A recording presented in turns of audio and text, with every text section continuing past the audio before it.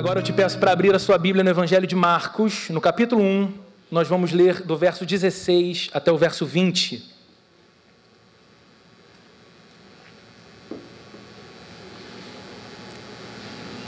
Hoje eu pude estar aqui de manhã porque a Avenida Lúcio Costa fica fechada para os blocos e aí ia ser bastante inviável a gente tentar competir com os blocos de nomes pitorescos que saem por lá e o nosso culto, então a gente cancelou. Semana que vem estaremos lá de volta às 10, se Deus quiser. Evangelho de Marcos, no capítulo 1, a partir do verso 16, diz assim o texto bíblico: Andando à beira do mar da Galileia, Jesus viu Simão e seu irmão André lançando redes ao mar, pois eram pescadores. E disse Jesus: Sigam-me, e eu os farei pescadores de homens. No mesmo instante, eles deixaram suas redes e o seguiram. Indo um pouco mais adiante, viu num barco Tiago, filho de Zebedeu, e João, seu irmão, preparando as suas redes. Logo os chamou, e eles o seguiram, deixando seu pai Zebedeu com os empregados no barco. Vamos fechar os olhos e orar mais uma vez, pedindo ao Espírito Santo que mova nesse tempo da pregação, para que, de fato, o nosso coração ouça a voz do nosso amado Deus. Senhor, te louvamos nessa manhã. Tão bom estarmos no meio de um feriado, onde a oportunidade do descanso nos é oferecida, e passarmos por aqui, não como quem passa por um lugar qualquer, ou como quem tem um encontro social com amigos queridos. Aqui nos encontramos com gente que amamos, sim, e é um tempo precioso, mas de modo ainda mais especial, nós temos a oportunidade de ter um encontro com o Jesus que tanto amamos. O que nós te pedimos nessa manhã, Jesus querido, tu estás entre nós, sabemos disso. O que nós te pedimos é que o Senhor abra o nosso coração e o Senhor aplique as verdades da tua palavra às nossas vidas, para que ouçamos não como quem escuta uma boa palavra destinada para alguns, mas como quem ouve a mensagem do próprio Deus aplicada à própria história pessoal. Em nome de Jesus, cuida das nossas crianças aqui no primeiro piso, que elas também recebam porção do céu, que elas também sejam capacitadas pelo Senhor a amarem a Jesus, tão novinhas que são, e cresçam a partir desse amor por Ti. Em nome do Senhor Jesus nós oramos. Amém. Queridos, todo mundo necessita de uma razão para viver. Você sabe que é assim porque você é assim. Nós precisamos de algo que confira significado, sentido, para acordarmos mais cedo, dormirmos mais tarde, trabalharmos tanto, constituirmos família. A gente precisa de um objetivo, um alvo, algo para o qual a gente olhe e diga, está ali, é por causa disso que eu estou vivo, é por causa disso que a minha vida se encontra aqui, onde está agora. De modo que quando alguém perde esse referencial, perde o chão da própria vida, a vida parece perder sabor, cor, valor. E nós estamos lendo um texto que relata o encontro de Jesus com os primeiros discípulos que ele chama para caminhar com ele. Jesus, nos relata Marcos, começa após o seu batismo e após o período da tentação no deserto, ele começa o seu ministério como pregador. E ele passa nos povoados e nas cidades, basicamente anunciando, proclamando a chegada do reino de Deus entre os homens. Ele estava dizendo que ele estava trazendo a realidade do reino entre os homens. E agora Marcos nos conta a história do encontro de Jesus com 4 homens que ele chama para constituírem esse grupo mais restrito de amigos de Jesus, de seguidores de Jesus, de homens que também seriam porta-vozes da mensagem desse reino que estava chegando. E a gente, quando olha para a vida de Simão, que é o apóstolo Pedro, André, Tiago e João, e todo o relato bíblico posterior desse encontro, a gente pode concordar que a partir desse momento, desse encontro com Jesus, eles encontraram o sentido supremo de suas vidas. Eles encontraram a grande vocação, a grande razão de estarem vivos a partir do encontro com Jesus. E geralmente, quando nós lemos o Evangelho, é isso que a gente percebe. E geralmente, quando nós olhamos para os relatos e para os testemunhos, pela história cristã, a gente concorda que é isso que acontece. Homens e mulheres que têm um encontro com Jesus, encontram também no encontro com Jesus a sua verdadeira identidade, o seu lugar no mundo. Pessoas que se encontram com Jesus, veem na vida de Jesus, nas declarações de Jesus a seu próprio respeito, quem elas são, quem elas foram chamadas a ser. E o propósito, então, de suas histórias e de suas vidas. Hoje eu queria conversar com você, a partir desse texto que nós lemos, sobre 3 aspectos especiais, às vezes não percebidos por nós, que temos uma tendência de, na pressa da vida, fazer a leitura bíblica de modo também apressado. Então a gente não faz perguntas para o texto, a gente não tenta entrar na história, a gente não tenta ir para aquela praia, sabe, onde Jesus estava passando e encontrou esses homens pescando, tentar sentir o cheiro da maresia, e às vezes algumas informações passam batidas de nós e são detalhes ricos para a própria construção da nossa história como discípulos, como discípulas de Jesus. E o primeiro aspecto desse texto que fica evidente para todos nós quando lemos é o seguinte: é Jesus que nos chama. Nessa história de seguir a Jesus, nessa história de ser discípulo de Jesus, nessa história de caminhar com Jesus, a posição, a atitude, a intenção não parte de nós, mas parte do próprio Jesus. O texto diz no verso 16 o seguinte, também o 17. Andando Jesus à beira do mar da Galileia, viu Simão e seu irmão André lançando redes ao mar, pois eram pescadores. E disse Jesus: sigam-me, e eu os farei pescadores de homens. Quando você lê o Evangelho, você rapidamente é apresentado para aqueles momentos em que Jesus tem embates com os mestres da lei, os fariseus, os saduceus, os herodianos, os essênios, classes religiosas de Israel dos dias de Jesus, que o tempo todo avaliavam a mensagem de Jesus, colocavam aquilo que Jesus ensinava debaixo de testes profundos, faziam perguntas cheias de armadilhas para que Jesus caísse, mas eles sempre referiam-se a Jesus como mestre. Jesus é chamado o tempo todo nos embates, nas disputas, nas conversas teológicas de mestre. Alguns aproximavam-se dele para dizer, inclusive, bom mestre. Não era um elogio, era uma intenção ruim que tinha no coração, mas aproximavam-se chamando Jesus de mestre, de rabi. E na cultura da Palestina do primeiro século, em que havia muitos mestres, nunca um mestre, nunca um rabi andava pelas ruas procurando alunos. Ele não colocava outdoor nas ruas dizendo promoção, bolsa de 50%. Entre para a minha escola rabínica e você vai aprender bastante, vai se tornar sábio, vai tornar-se um mestre no futuro e vai ter uma grande promoção, um grande desconto, vai ganhar um óculos de realidade virtual, como alguns cursos anunciam hoje aí. Não, eles não faziam isso. Um rabi estava sempre no seu próprio posto, no seu próprio lugar, e ele era procurado por pretensos alunos. Ele era procurado por aqueles que desejavam aprender de sua sabedoria, segui-lo, de modo que sempre eram os alunos procurando os mestres. O apóstolo Paulo é um exemplo disso na Bíblia, quando ainda fariseu, quando ainda chamado Saulo de Tarso, ele procura por um mestre do seu tempo, que era Gamaliel, para que Gamaliel o formasse. A Bíblia diz que Paulo foi forjado, foi formado aos pés de Gamaliel. Paulo teve um mestre excelente que fez dele um mestre excelente do judaísmo, um fariseu de primeiríssima linha. E aqui agora Marcos está contando para a gente a história de Jesus e apresentando Jesus como um mestre possuidor de uma autoridade diferente dos mestres comuns. Jesus, como mestre, tomando uma iniciativa diferente dos mestres de Israel, dos seus dias, e tudo isso para que a gente entenda algo extremamente importante E essa é a intenção do Marcos aqui. Não se pode ter um relacionamento com Jesus, ao menos que ele chame você.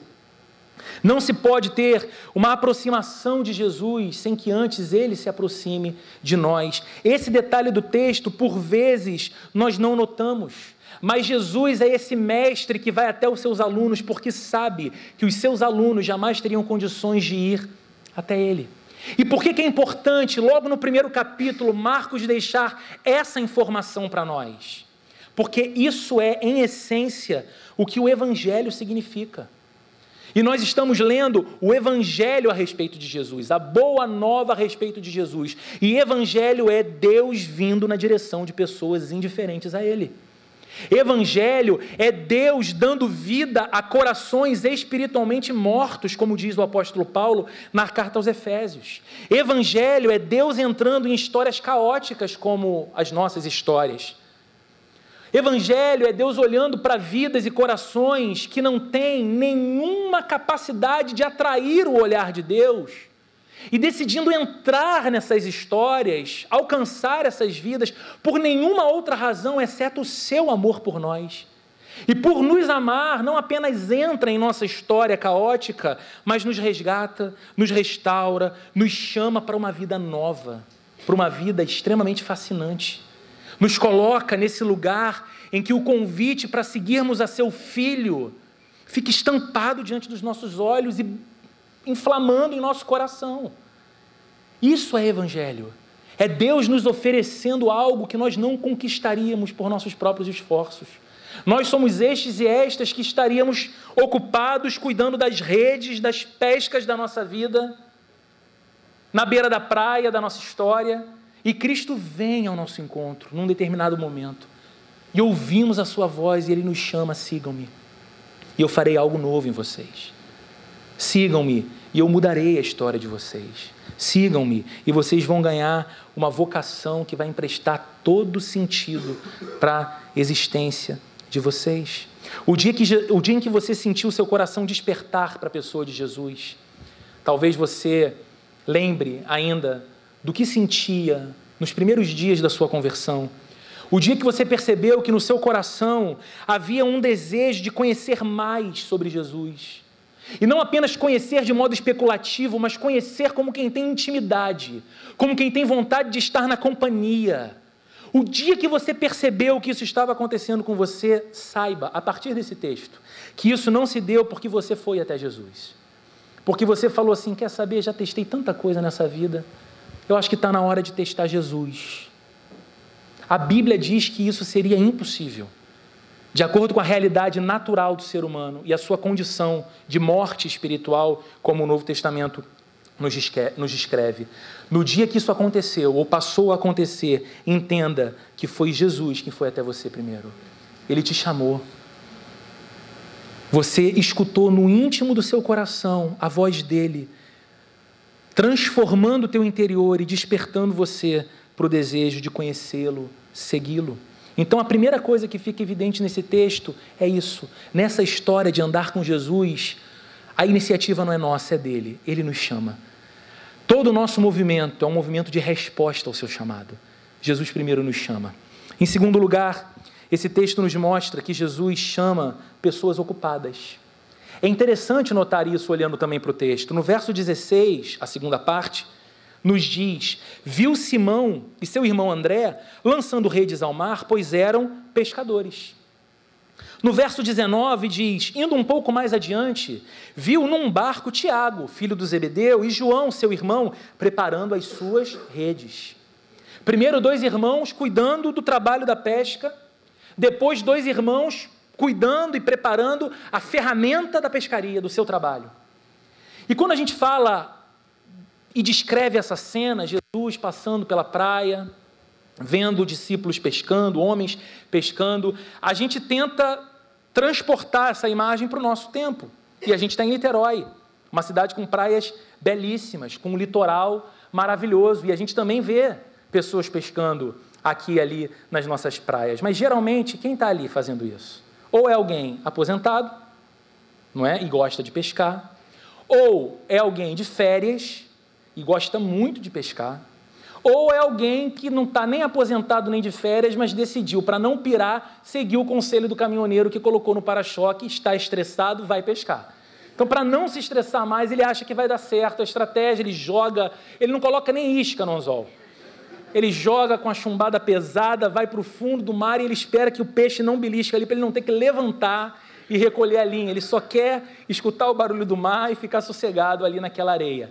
A pesca, talvez para muitos de nós hoje, no nosso contexto urbano, seja apenas isso, mas nos dias de Jesus não era assim. A pesca era uma das principais atividades econômicas da Palestina do primeiro século. Esses homens estavam trabalhando e trabalhando pesado, porque suas famílias dependiam desse trabalho.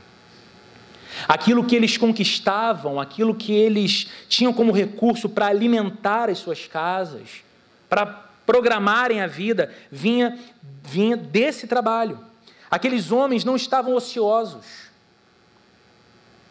Aqueles homens não estavam com a agenda livre. E então, quando viram um rabi passando pela praia, os chamando, eles avaliaram e pensaram, poxa, a gente está aqui de bobeira, pegando jacaré na praia, chega esse aqui chamando que a gente pode sair dessa ociosidade toda e virarmos um dia mestres, seguindo a ele. Acho que dá para a gente ir. Não foi esse o caso. Esses homens estavam extremamente ocupados.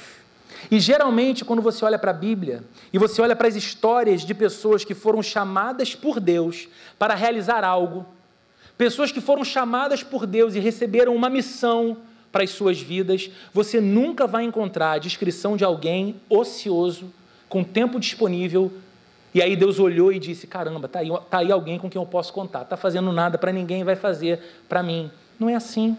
Quando você olha para a história bíblica de Moisés, por exemplo, o grande libertador do povo hebreu da escravidão do Egito, Moisés não estava nesse cenário de praia, descansando, fugindo da polêmica dentro de casa com a sua esposa e seus filhos. Não. Moisés, diz a Bíblia, quando ouve o chamado de Deus para voltar para o Egito, o lugar de onde ele saiu fugido, e ali ser o instrumento de libertação de uma nação escrava há 4 séculos, Moisés estava no campo apacentando o rebanho do seu sogro. Então Moisés não apenas tinha um trabalho, como ele tinha um trabalho possivelmente marcado pela presença de um empregador muito difícil. Ele trabalhava para o sogro. As conversas se conflitavam o tempo todo. A lasanha de noite tinha relatório. Como é que foi, Moisés? Como é que está o rebanho? Estão alimentados? Tem algum doente? Era difícil para Moisés aquela relação profissional e familiar. E naquele contexto ele recebe a grande missão de sua vida. A Bíblia nos conta a história de um outro homem muito importante no Antigo Testamento, que foi Gideão. Gideão geralmente é associado a essa imagem de alguém corajoso, de alguém que tem a capacidade de crer na fidelidade de Deus e que não se inclina apenas por aquilo que a sua própria visão humana percebe ou o cenário apresenta, mas alguém que é movido por fé e pela certeza de que Deus cumpre suas promessas. Gideão, quando escutou de Deus o chamado para uma batalha muito difícil, porque ele teria um exército em menor número a seu favor, lutando contra um exército mais preparado, mais armado, em maior número, que era o exército dos midianitas. Gideão ouviu de Deus o seguinte, olha, você vai ter esse combate, eu quero que você confie, eu vou dar a vitória a você, mesmo que em menor número. E a Bíblia diz que Gideão não estava, quando ouviu essa voz de Deus o chamando, deitado no seu sofá da sala, assistindo Vale a Pena Ver de Novo. A Bíblia diz que ele estava no campo malhando trigo, trabalhando, produzindo, cuidando da vida, tendo atividade. Davi, o grande rei de Israel, quando recebeu a sua vocação real, não estava, filho mais moço que era de seu pai, em casa jogando PlayStation. A Bíblia diz que ele estava no campo, cuidando das ovelhas do seu pai. E Samuel, quando chega na casa de Jessé, pai de Davi, olha primeiro para todos os filhos de Davi, porque eles eram todos, humanamente considerando, mais propensos a tornarem-se o futuro rei de Israel. Mas foi Davi que entra depois, o mais improvável, jovenzinho, franzino, vindo do campo, trabalhando, que é ordenado, que é ungido, consagrado, o futuro rei de Israel. Qual é a importância desse ponto de que Jesus chama pessoas ocupadas para nós hoje? A importância é que você e eu somos pessoas extremamente ocupadas, eu tenho certeza. Eu conheço a fundo a realidade de vida de alguns poucos de vocês, mas posso afirmar sobre todos que somos pessoas extremamente ocupadas, porque a gente vive num tempo de muita demanda. A vida parece exigir cada vez mais de nós e nos exigir ao máximo. Há muita coisa envolvida, há muita gente envolvida, há muito sonho envolvido e a gente se sente, muitas vezes, extenuados, cansados. Entramos em março e parecia que já podia ser dezembro, já podia tocar de novo, já é Natal na Líder, vira o ano que eu já cansei. A vida exige isso de nós e é extremamente importante entendermos que é no meio das nossas agendas agitadas que Deus está nos chamando para olhar para a vida com as lentes certas, assumindo uma nova vocação, nos fazendo entender que viver o tipo de vida mais plena que pode existir é seguir a Jesus e se envolver na missão que Deus tem para cada um de nós. Jesus continua passando na beira da praia, olhando para homens e mulheres, cuidando das redes de suas vidas e nos chamando, dizendo: sigam-me e eu farei algo em vocês. Sigam-me. E eu não apenas farei algo em vocês, mas a partir disso, eu farei também algo através de vocês. Sigam-me e vocês vão ganhar uma vocação e uma instrumentalidade, um lugar no mundo e na sociedade que só eu posso capacitá-los para fazer, para cumprir. Se pastores, professores, médicos, bancários, dentistas, administradores, representantes comerciais, engenheiros, publicitários, donas de casa, economistas, profissionais de TI, servidores públicos, músicos, estudantes, deixei um monte de vocação de fora. Qual é a sua vocação? Não importa. Através dela e para além dela, Deus está te chamando e Deus está te capacitando para ser um discípulo de Jesus, um agente do reino de Deus no mundo e um pescador de vidas. Gente, isso é algo maravilhoso. Isso é algo maravilhoso porque quando olhamos para a história bíblica, não precisamos mais nos cercar com aquelas desculpas de quem vai dizer: poxa, Roberto, eu queria muito servir a Jesus mesmo, olha, Deus sabe da sinceridade do meu coração, como seria bom fazer algo para Deus, mas a minha agenda está muito difícil, a minha vida é muito insana. Você imagina esses homens dizendo para Jesus: olha, Jesus, realmente, viu, o Senhor é surpreendente porque, primeiro que rabi nenhum procura aluno. O Senhor está vindo aqui, chamando a gente, é uma honra que a gente não podia imaginar, mas a gente está com um problema. Esse primeiro semestre, a gente está com um calendário tão ocupado que não me leva a mal, o Senhor consegue voltar em agosto? Porque se eu falo sim agora, eu sou responsável, Jesus, isso vai ser um problema, porque eu sei que o Senhor não para. Corre uma fama aí que o Senhor é da Galileia para Cafarnaum, vamos para Jerusalém, não tem GPS, não tem nada, o Senhor está em movimento, e eu preciso agora, nesse semestre, Jesus, de um pouquinho de estrutura, sabe, para organizar aqui minha vida. Jesus não está chamando pessoas que precisam abdicar da vida para serem seus discípulos. O que a Bíblia está nos ensinando, e esses 4 pescadores continuaram sendo pescadores, o que a Bíblia está nos ensinando é que, para além das nossas vocações humanas, há um convite, um chamado para que sejamos discípulos de Jesus por meio das nossas vocações humanas e na sociedade como um todo. Nos tornamos os agentes desse reino que começou em Cristo, invadiu o nosso interior, é uma realidade dentro de nós e será uma realidade concreta em todo o mundo, e nós somos os mensageiros, os arautos desse reino, não apenas no discurso, mas no estilo de vida. É por isso que ele está dizendo: vocês serão pescadores de vidas.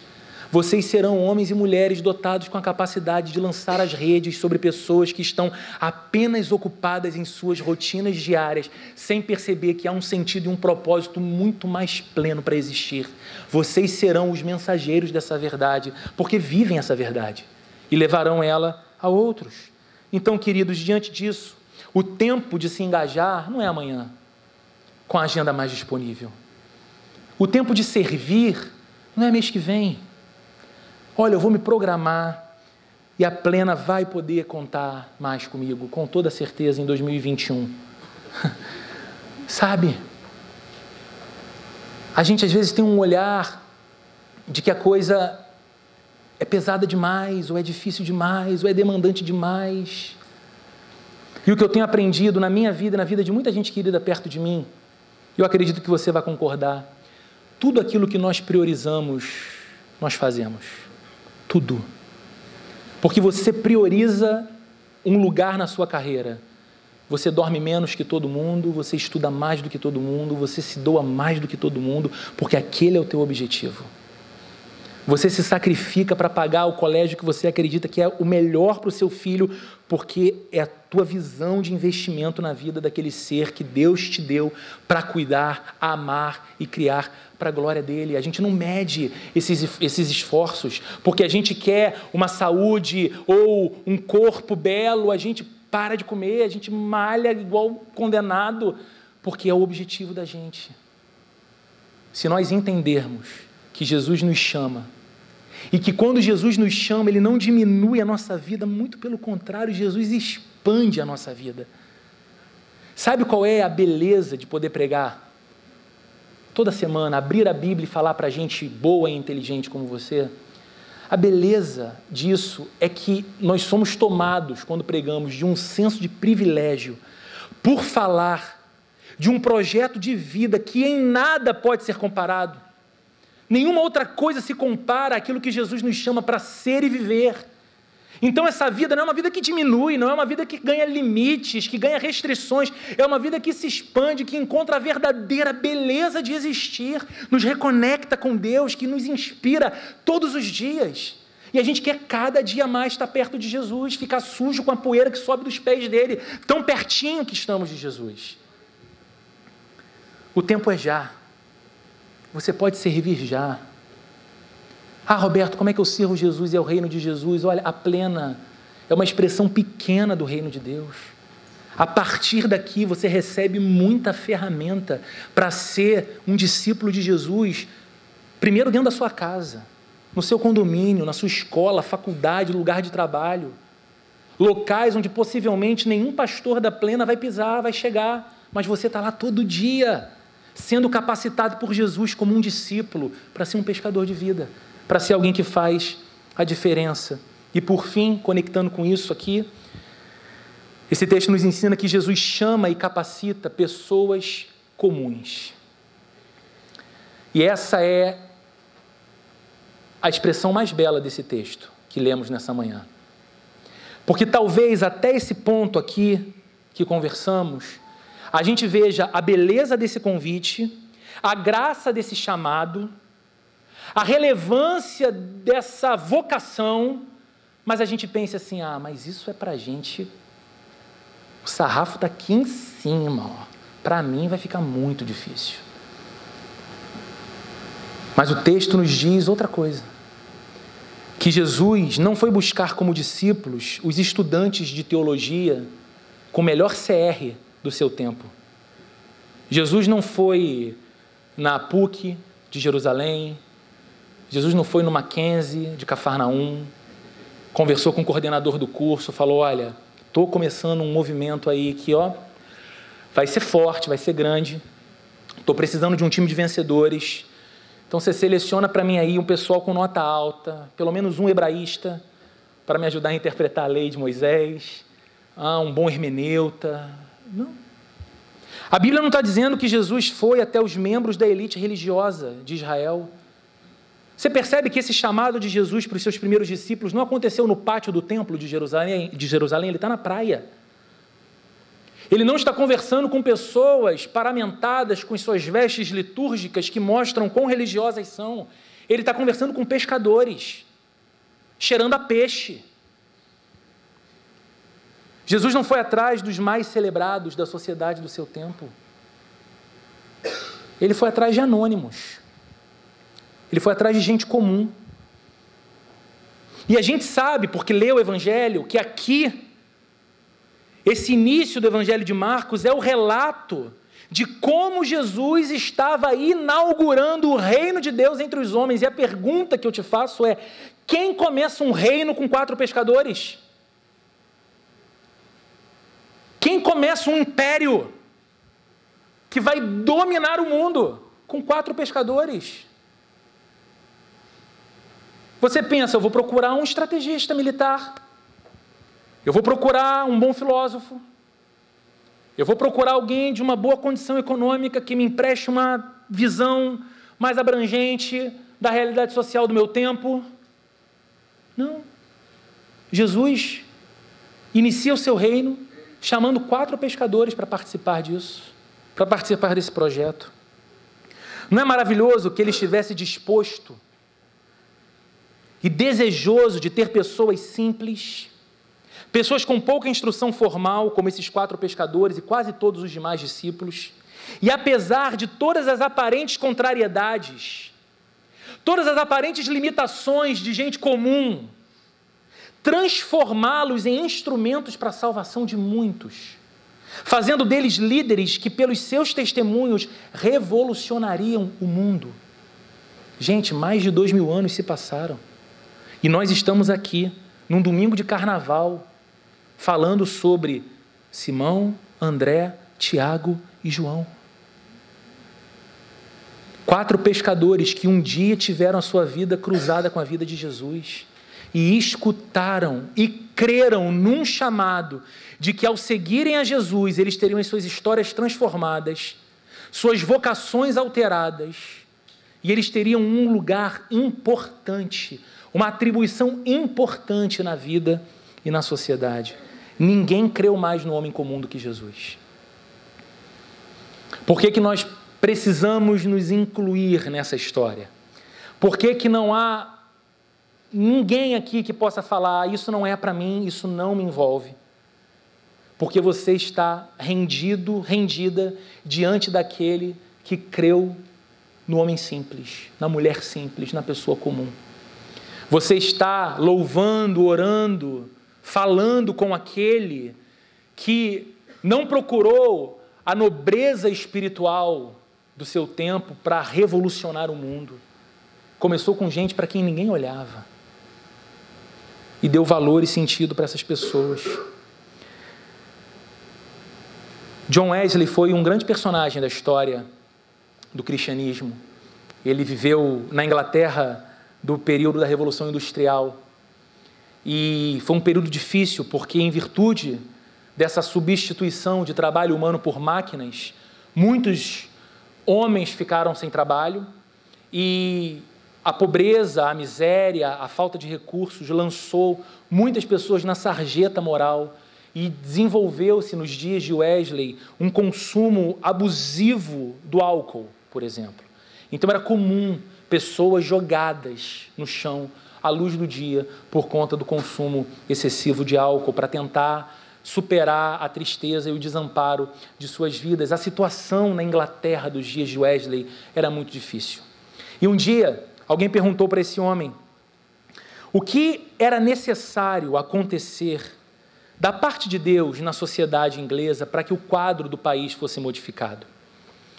Vale ressaltar que esse era um tempo em que as igrejas estavam presentes na sociedade, mas elas eram omissas quanto à sua missão e vocação na sociedade, viviam encasteladas, ensimesmadas. E Wesley, diante dessa pergunta, deu a seguinte resposta, essa resposta ficou famosa no mundo todo. Ele disse: dê-me 100 homens que não temam a nada senão a Deus, e com eles eu abalarei o mundo. A gente escuta e fala: caramba, o Wesley devia ser extremamente autoconfiante, além de arrogante e vaidoso, né? Me dá só 100 pessoas qualquer aí que eu vou abalar o mundo. Não era essa a ideia. O que Wesley dizia, e a gente entende a partir de um texto como esse, é que Deus não precisa de estrelas nem de notáveis.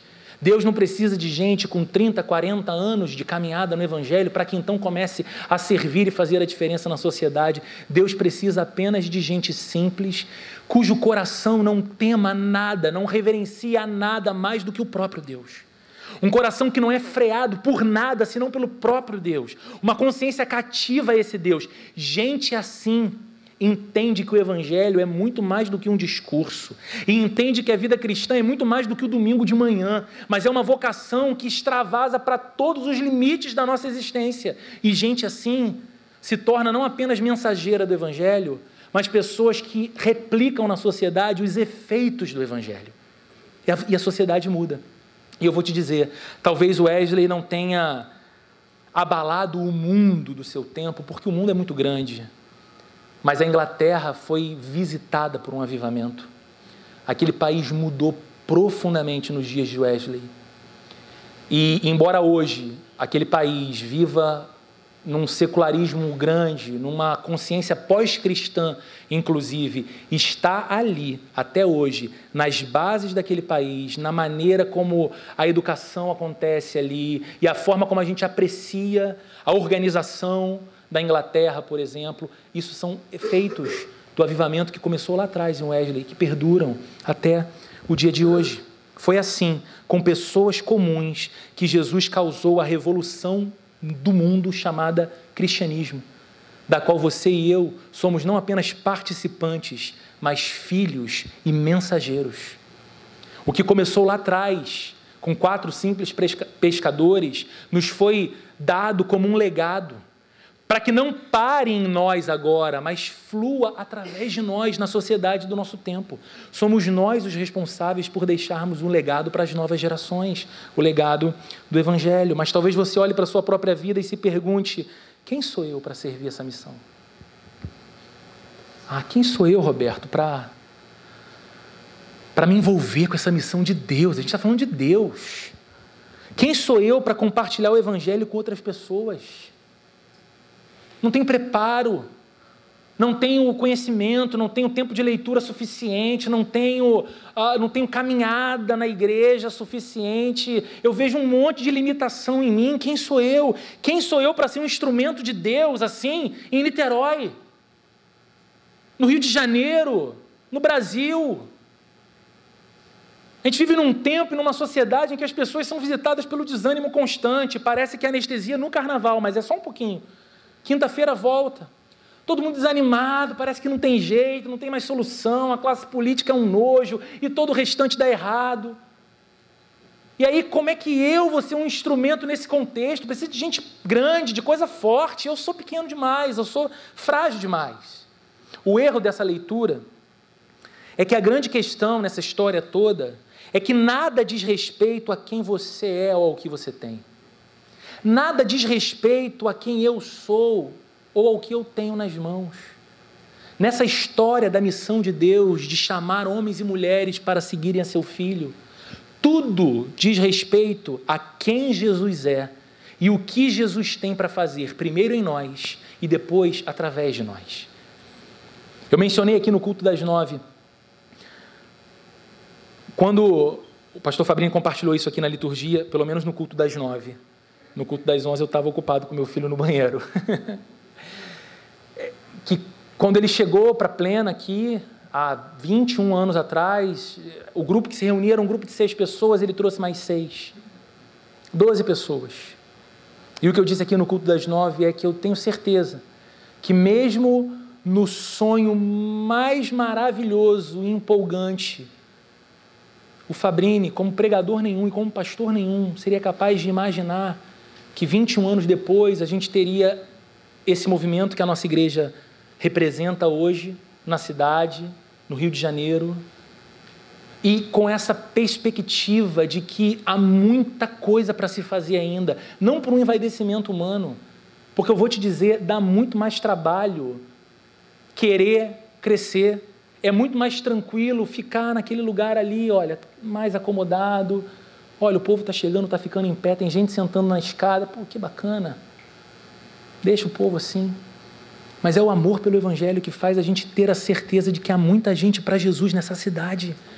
E a gente não pode parar porque há muito desfavor sendo feito ao Evangelho em lugares dessa cidade. A gente não precisa anunciar, precisa proclamar essa graça, esse convite de Deus para ressignificar histórias. Mas não há líder visionário que seja capaz de imaginar, olha, daqui a 20 anos nós vamos ter uma pequena multidão de 1000 pessoas, famílias inteiras, 3 cultos acontecendo. Sabe por quê? A gente sempre mede, a régua que a gente usa para medir o nosso trabalho para Deus parte das nossas limitações.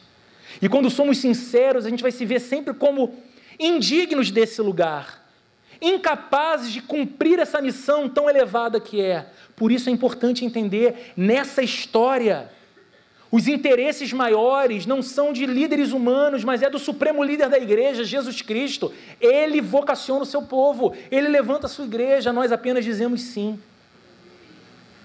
Entramos na missão e nos colocamos como esses instrumentos quebrados nas mãos dele, que é perito em usar gente quebrada, e fazemos então algo que glorifica o seu nome.